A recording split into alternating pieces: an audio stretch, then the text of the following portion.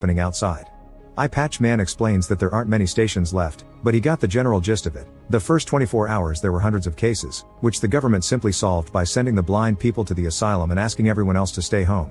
Then, the general public had to watch how specialists around the world got together to have conferences where they used lots of words to just say they didn't know what was going on. Soon even the specialists got infected and the sickness began appearing overseas. People got tired of waiting at home and tried to go outside, but soldiers were on watch and arrested anyone breaking the rules. The city became chaos, especially because car crashes kept happening and even planes began to fall as well.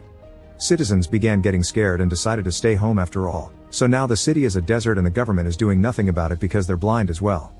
Days later, a huge group of infected people is brought to the asylum, and the soldiers show how vicious they've become by shooting a man for simply getting off the line by accident.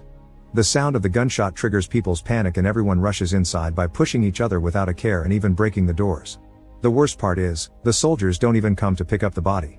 Hoping they can bury it themselves, the doctor's wife requests a shovel, which the soldiers throw in the middle of the yard without moving from their towers. Since the doctor's wife is still pretending to be blind, she asks for directions, and the soldiers mess around with her until she finds the shovel and gives them the finger. Meanwhile, the doctor is trying to communicate with the representatives of the other wards to coordinate the burials, since 2 more people have gotten shot. He also wants to discuss the fact one of the wards is taking more food than their fair share. The bartender gets tired of hearing the doctor act as a leader and declares himself king of Ward 3, his first order being that his ward can eat all they want before they even consider helping with the bodies. Later, the doctor's wife goes to check on the thief, who has a fever because his legs got a serious infection.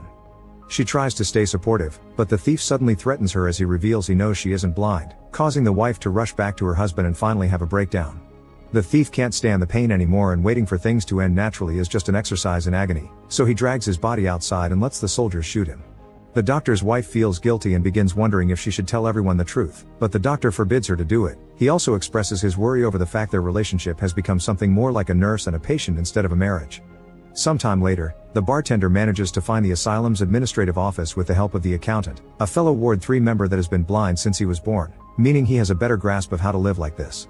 Using the PA system, the bartender announces he'll take control of the whole asylum as its king, and the first new rule is that people will have to pay for their food.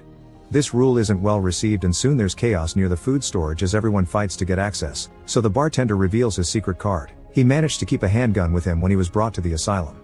With a warning shot, he sends everyone back and takes control of the food storage, announcing they'll be guarding it all day long and threatening to shoot anyone that tries to steal. Some people consider not playing along, but it's too dangerous when the enemy has a weapon. The doctor's wife begins collecting everything she can from the people in her ward, from jewelry that includes wedding rings to anything that they can find in their pockets, although she keeps a pair of scissors that she finds in a woman's bag. The kid doesn't have anything to offer, but Sunglasses Woman has become his surrogate mother and promises to pay for him. At the food storage, the accountant is using his experience to identify the quality of the objects they're brought by touching them. No matter how expensive the jewelry is though, the bartender only assigns a couple of boxes per ward and threatens anyone that dares to complain. People find themselves having to share one-person meals, and the doctor keeps to himself, not in the mood to keep his leadership kindness up when he feels like a failure.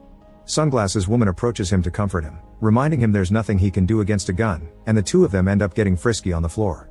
The doctor's wife finds them while they're finishing, but instead of making a scene, she tells Sunglasses Woman that she can see, asking her to keep the secret and letting her own guilt do the rest. A week later, once everyone in the asylum has run out of things to pay with, the bartender announces that they'll take service from women in exchange for food. The doctor's wife goes outside to demand to know why new rations haven't arrived, and the soldiers explain they've given them all they have, so rationing is up to them.